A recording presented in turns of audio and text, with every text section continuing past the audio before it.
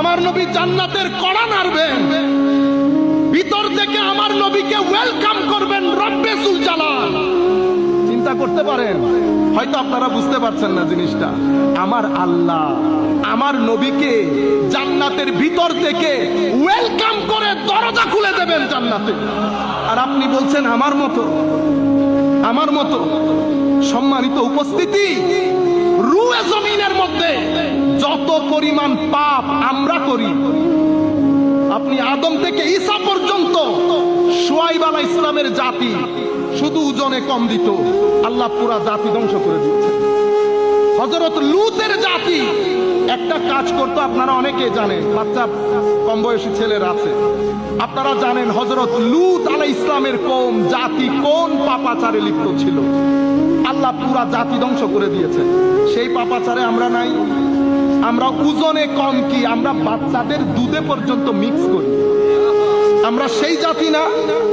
আমরা ওয়াজের নাম দিয়ে ব্যবসা করি, আমার নবীর ইশক মহব্বতের নাম দিয়ে ব্যবসা করি।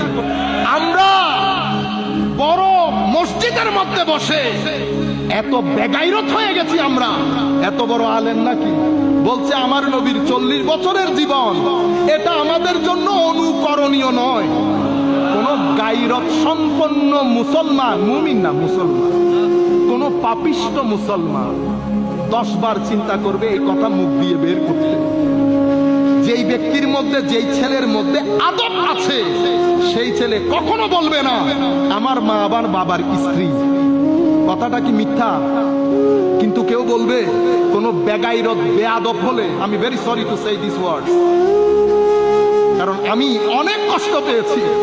আমার কাছে মনে হচ্ছে আসমান কেন ভেঙে পড়ে না মাওলা, জমিন কেন এদেরকে খেয়ে ফেলে না। এত অত্যাচার, এত অনাচার, এত জুলম, কিন্তু জমিন তো উল্টে যায় না।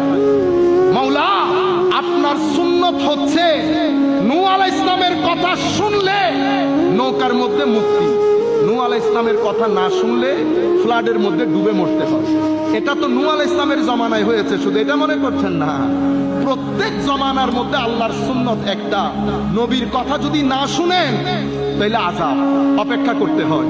মাওলাই করিম কুরাইশদেরকে সুযোগ দিয়েছেন।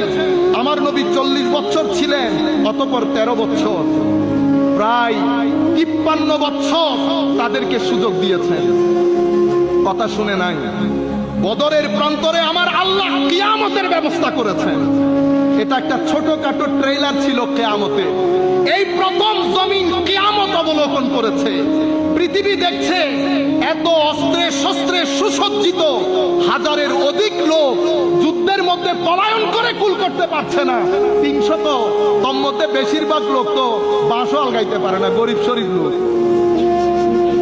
কিয়ামত হয়েছে, আরবরা সেটা 2 চোখে অবলোকন করেছে। ইতোপূর্বে কওমদেরকে উল্টা পাল্টা করে দিয়েছেন, কিন্তু আমাদের জীবন, প্রত্যেক ব্যক্তি, আমি সহ, দেখি আমাদের জীবনের মধ্যে হয় জুলম, নয় মিথ্যা, নয় ওয়াদার বরখেলাফ, হেন কোনো কাজ আমরা নাই যেটা আমরা আমাদের জীবনে করি না। আমি চিন্তা করি মাওলা জমিন আমাদেরকে খেয়ে ফেলে না কেন।